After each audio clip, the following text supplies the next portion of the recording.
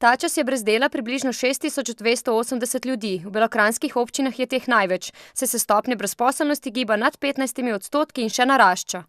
V prihodnjem mesecu, se pravi mesecu oktobru, pričakujemo še prijave mlade generacije iz šol, prav dijaki, ki so končali šolanje, in tudi študentje, ki niso uspeli narediti letnika oziroma nimajo statusa. Od 5. oktobra bo ostalo brez dela več kot 40 delavcev topliškega obrata Afit, ki ima sedež v Mirnu pri Novi Gorici. Slabo pa kaže tudi Beli krajini. No, nekaj manjšega prihoda je tudi napovedano za Črnomelj, iz Sekopa. Ne vemo pa recimo, kaj se dogaja v zvezi z Revozom in njegovimi dobavitelji. Tukaj je situacija še precej nejasna. Uradnih napovedi pa nimamo.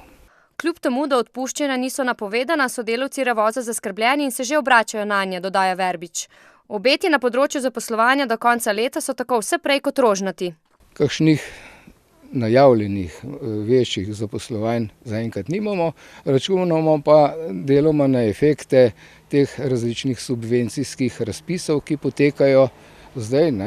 Teh se kar poslužujejo, tako da po današnjih podatkih bo do konca leta realiziranih okoli 100 samozaposlitev.